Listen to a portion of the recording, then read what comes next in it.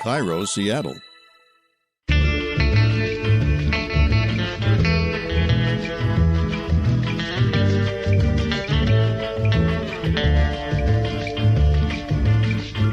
I'm Rachel Bell, and this is Your Last Meal, a show about famous people and the stories behind the foods they love most.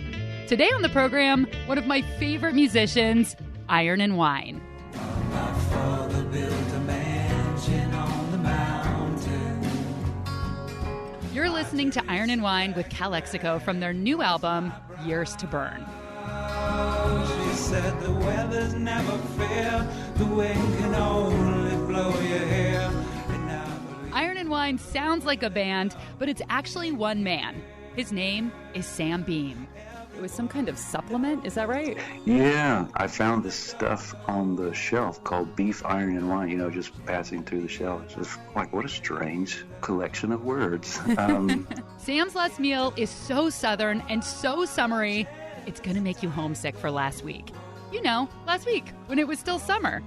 And I called on a couple of North Carolina's most knowledgeable food sources, chef, author, and TV personality Vivian Howard, and food journalist Kathleen Purvis. When you're a North Carolina food writer, people are usually asking you about pimento cheese, barbecue, or tomato sandwiches. We are going to talk about the latter. And we'll learn the history of boiled peanuts with culinary historian Robert Moss. But first, my interview with Sam Beam of Iron and Wine. Reread the writing on the wall, braced each other for the fall. There's only one way off a mountain after all. Most famous artists, whether they're actors or musicians, have a very similar rags to riches story. They were struggling artists for years. They lived in cramped apartments with too many roommates. They played to empty clubs. They worked as bartenders and babysitters to pay the rent. All of this until they finally got their big break. But Sam's story is completely opposite of that. I know, it was kind of embarrassingly easy. I hate to repeat it because it's just embarrassing when I talk to my friends who work so hard. But I'll tell you anyway. Okay. I'm here to embarrass you. I was. Okay, it's easy to do sometimes. Sam was a professor of film and cinematography at the University of Miami. Yeah, I was teaching, but I always liked music. I mean, I had gone to art school and then ended up doing film work and was, just one of those creative types who likes to dabble in lots of things, has a hard time focusing on one.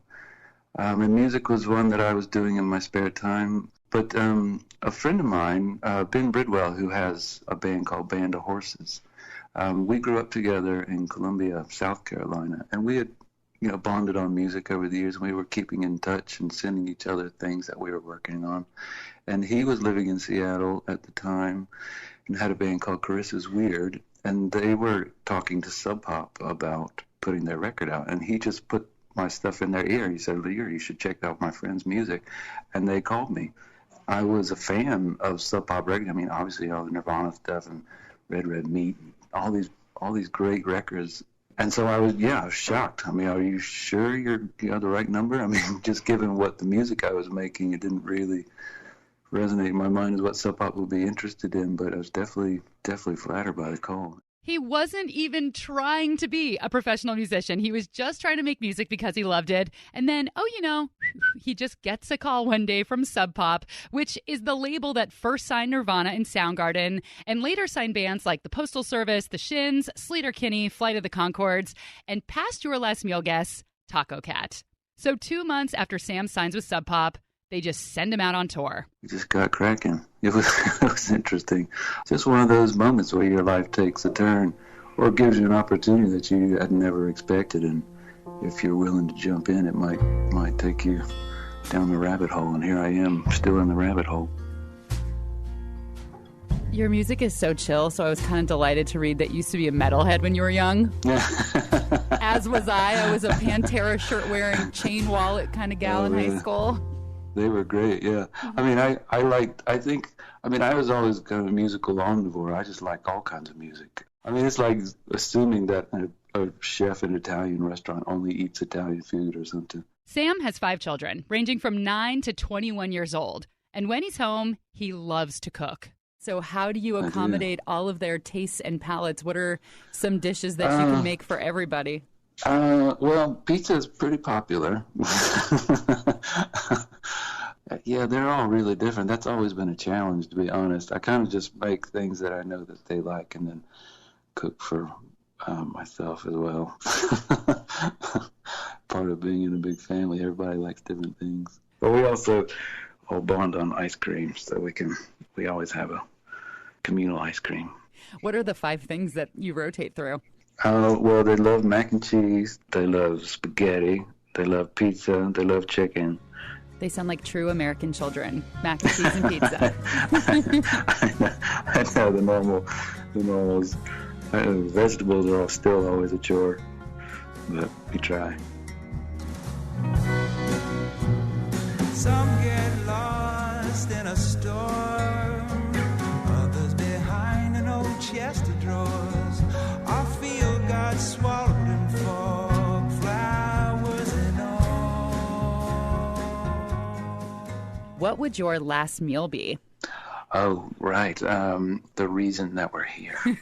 Well, I am from the Southeast, and one of the best parts about this time of the year in the summer, we're talking in the summer, is the heirloom tomatoes. And so tomato sandwiches are kind of like crack rock to me. I can't get enough in the summertime. Just the fresh summer tomatoes with like the cheapest white bread, toasted and with some mayonnaise and lemon and a little spring onions or something. They're so good. It's incredible.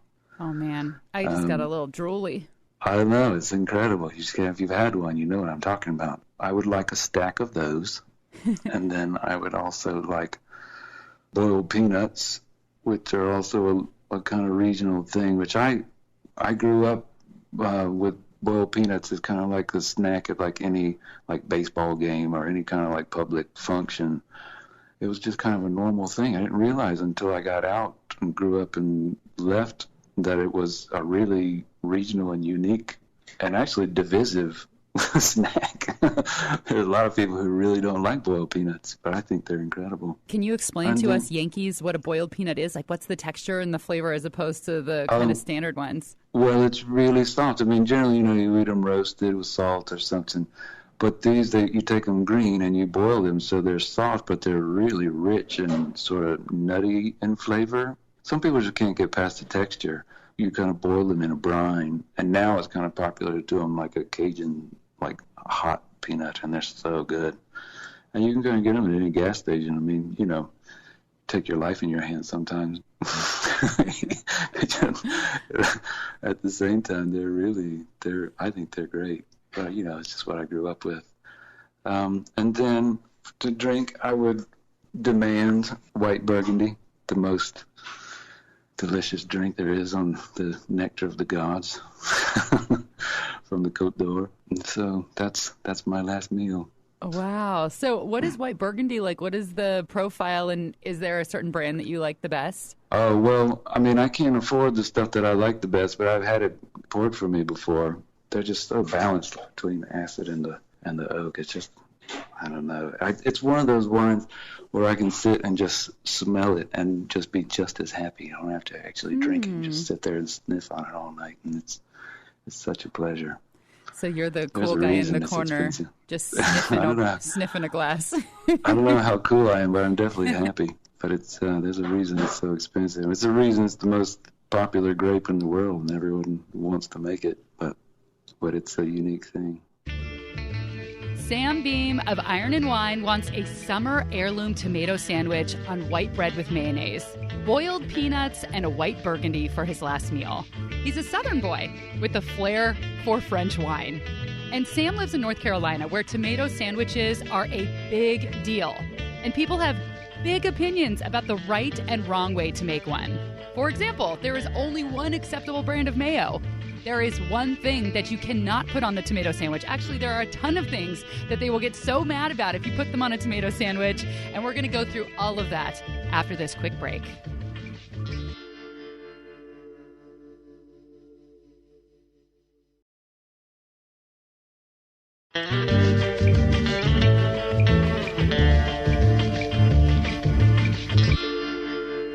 Sam Beam wants a tomato sandwich for his last meal. Have you had an heirloom tomato white bread mayo sandwich this summer yet? Oh man, yeah, I have one like when I'm home. I live in North Carolina, so there's a bunch of them around. Yeah, I have them like several times a week. I try to have so many that I get tired of them, so I'm ready for them to go away. It's important that the tomatoes are super ripe and preferably from somebody's garden. I'm not going to make a sandwich in December. You know, that's part of the fun of it, is that it's so seasonal, and so it's like, you know, peaches or something, plums, summer plums. They're only ripe one time a year. And so you have to wait, and that's what makes it wonderful.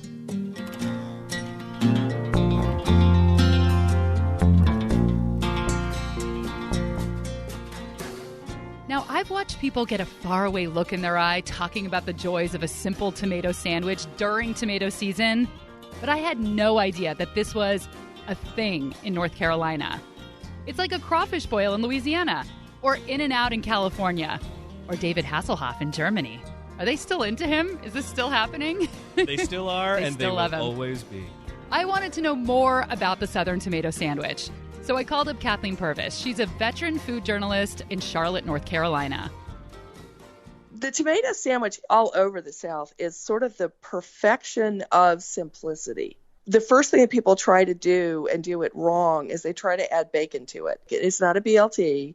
It's not a bacon and tomato sandwich. It is strictly a tomato sandwich. And that means that you wait until the tomatoes are really good, which is later in the summer when it's very hot. You're suddenly flooded by tomatoes. And heirloom tomatoes all around here are a big deal. The second factor in that is the bread. For it to be a true tomato sandwich, it has to be white bread. And I know some people turn their nose up at it. Well, do you mean sourdough? Do you mean, home-baked bread?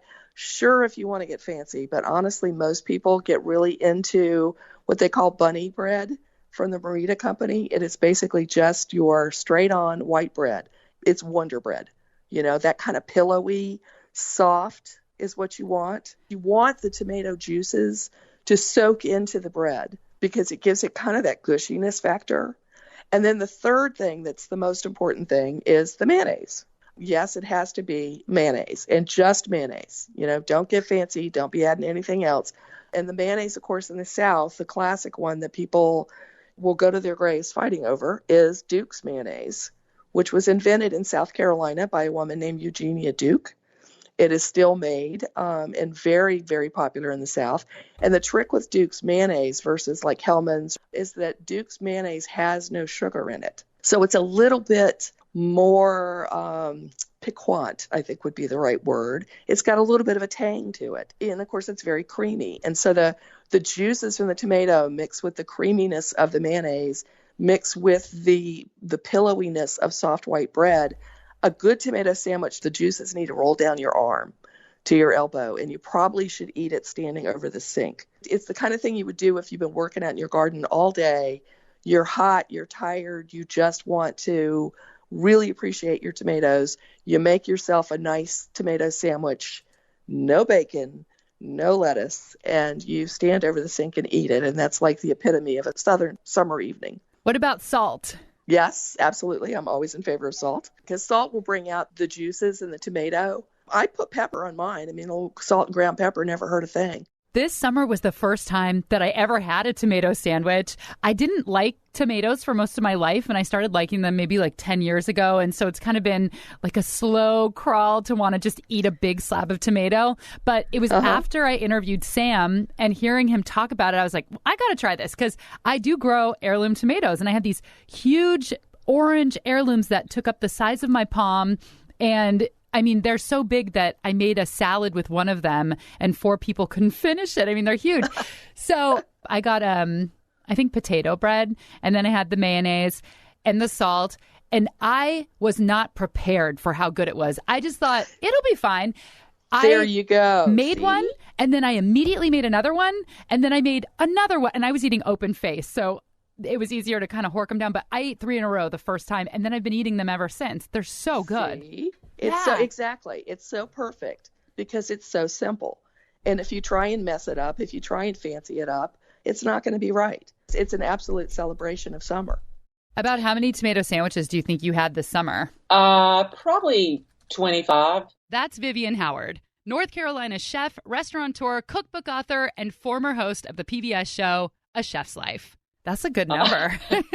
Yeah, one summer when we first discovered Cherokee purples, I ate so many tomato sandwiches that I broke out in a rash around my mouth, I guess from the acid of the tomatoes. Kathleen Purvis once wrote an article about a woman who had a tomato sandwich party, which apparently is something that you do in North Carolina. And some of her guests were not local. They had moved to North Carolina semi-recently. So they demanded lettuce. They wanted bacon on their sandwich. And the Charlotte Observer readers were incensed. They were so angry. This article garnered more comments, mostly angry comments, than any piece Kathleen had written in her decades-long career. People can get very defensive about how their family made something. If you're arguing with them, well, you're really arguing with their grandmother, and how dare you do that?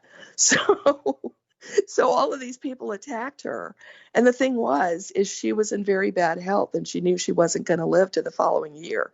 I went to do a follow-up on it, and the woman had died. And for her wake, I believe, her family did a whole tomato sandwich thing because she loved them so much. Why were they mad at her? It sounds like it was her guests who were the problem. Food arguments strike at the real base of who we are. It's the same thing we see with barbecue, same thing we see with pimento cheese. People will really get emotionally wrapped up in their food choices. Hearing this, I was shocked to read that Vivian put a tomato sandwich on the menu at her restaurant Chef and the Farmer.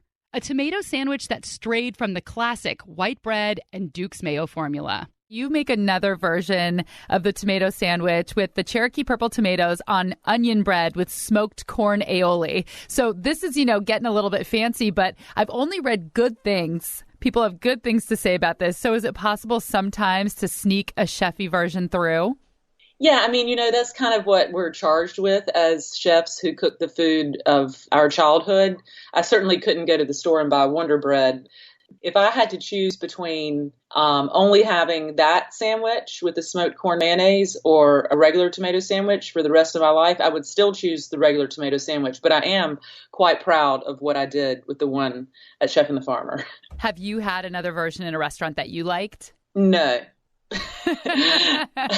The reason that you probably read about my gussied up tomato sandwich is because it's a rare thing to do in a restaurant setting. It's interesting to me that it's such a Southern thing because it's not like you can't get these ingredients all over the country, and people grow tomatoes all over the country too. I honestly, after I've been writing about Southern food in North Carolina for, Lordy, 30 years. And one of the things I notice is that I don't think people don't do it in other places. They just don't celebrate it to the degree that we do. People in the South didn't have a whole lot. Most of us are from pretty rural backgrounds. Our parents and our grandparents certainly were poor, even if we aren't. And so we tended to really celebrate and hang on to the things that were special to us. You look at something like pimento cheese or a tomato sandwich. These are very, very basic things. But they're so much a part of our identity of who we are that even though they might be made somewhere else, nobody defends them quite like we do. I know that you know all about Southern food. One of the other things that Sam wants for his last meal are boiled peanuts. So I want to ask you about that. Oh, Lordy, he's a man after my own heart. I love boiled peanuts. I was raised on boiled peanuts. I was not raised on boiled peanuts, so it's been fun learning all about them. But I read a bunch of articles about the history of boiled peanuts and then learned that none of them were accurate. It seems it's another case of an African-American food that was eventually adopted by white people, and the history books gave them all the credit. Lucky for us, culinary historian Robert Moss knows the truth. And he's going to tell us all about the true history of boiled peanuts when we return from this quick break.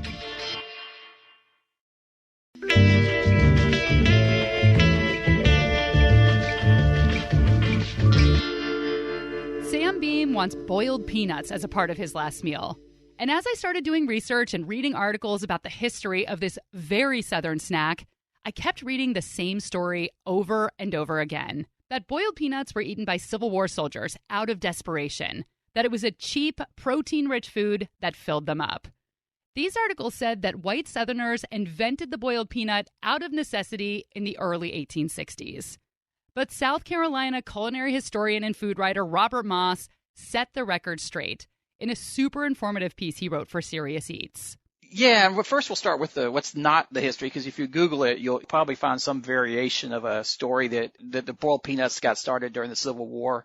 Confederate troops had their supplies cut off, and they were so desperate they took to boiling peanuts, which up till then no one had eaten. There was just some animal food or something, and they discovered they loved them, and thus the boiled peanut was born, which couldn't really be any further from the truth. That's not at all how people in the South started eating boiled peanuts. In fact, boiled peanuts were around long, long before the Civil War.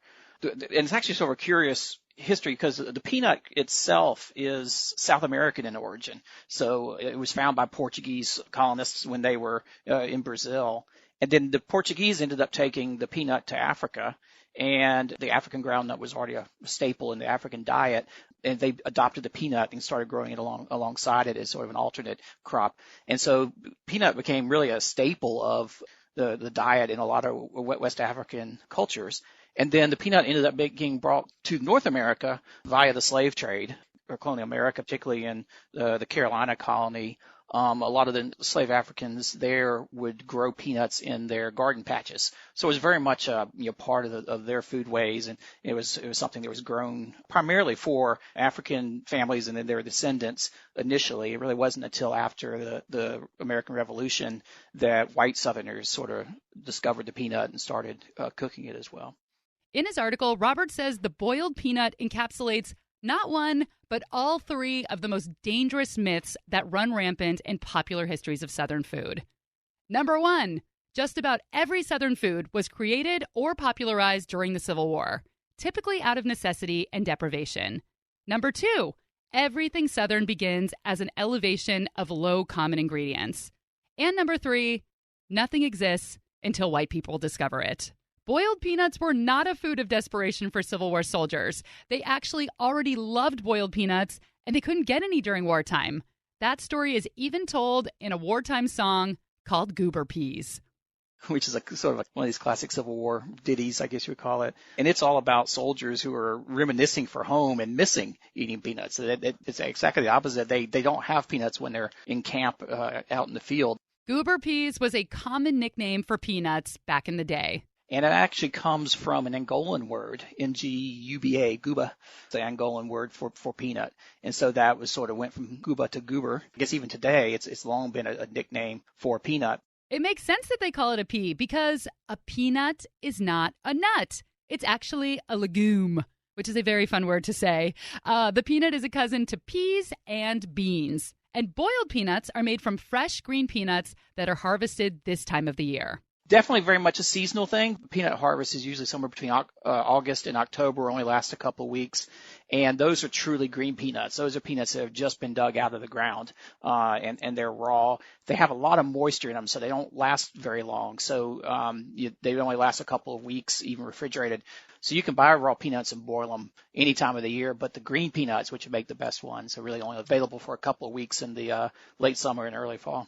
The natural moisture in the green peanuts is why West Africans started to boil them. They were too moist to be roasted. If you haven't had one before, it can be a bit of an acquired taste because it's going to be soft. Both the shell is soft when you peel it, and then the pea inside, it's going to be a soft, salty kind of pea. It's not anything like what you might expect if you're used to eating roasted peanuts.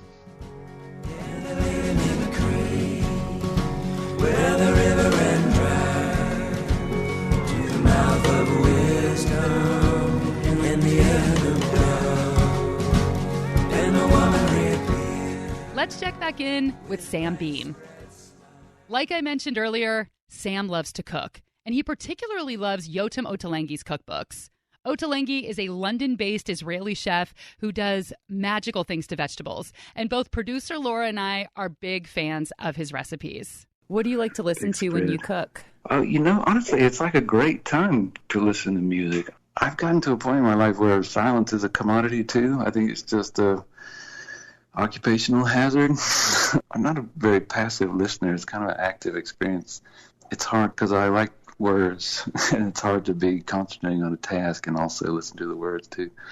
Like the car has become a hard time to listen to music for some reason because I get distracted, and that gets a little dangerous. But washing dishes seems to be safe enough. You can only cause so much damage if you're not paying attention. And so usually it's instrumental music. I listen to a lot of jazz or modern classical music. And that was Sam Beam of Iron and Wine's Last Meal. Well, thank you so much for your time. I really appreciate it, and it was an honor speaking with you. I'm a big fan. Likewise. Thanks so much, Rachel. It's been a treat. Take care. Take care. Bye-bye. Bye. Man, don't you just love his speaking voice? It's so rich and relaxing and dreamy and warm. You can pick up his new album, the latest collaboration with the band Calexico. It's called Calexico and Iron and Wine, Years to Burn. They are on tour right now all the way through February in the U.S. and in Europe and in Canada. Go to ironandwine.com/tours.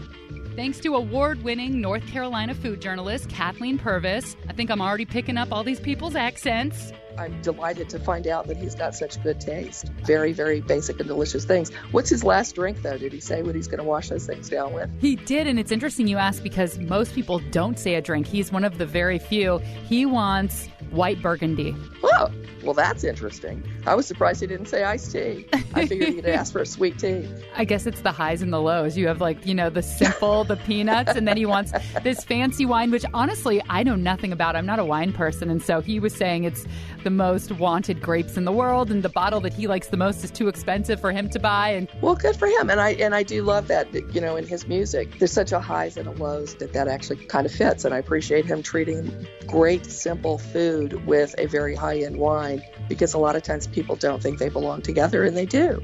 They should be celebrated together. Thanks to chef and author Vivian Howard. She has 3 restaurants in North Carolina and an award-winning cookbook called Deep Run Roots. Go to vivianhoward.com to learn more. And thanks to South Carolina food historian Robert Moss. We have covered all Carolinas on this episode. He is the contributing barbecue editor for Southern Living magazine, and you can check out his cookbooks at robertfmoss.com. Your Last Meal was produced by Laura Scott and me, recorded with Aaron Mason, and theme music by Prom Queen. And a special thank you to Kyle Kellums at KUAF, public radio station in Fayetteville, Arkansas. I was in Fayetteville for the Roots Festival, which is a very cool food and music festival, when I got the alert that this Iron and Wine interview was going to happen. So I had to scramble, and KUAF was super generous and let me use their studio. Make sure you're following along on Instagram. I'm Your Last Meal Podcast. Subscribe, tell your friends, etc., etc. I'm Rachel Bell, and this is Your Last Meal.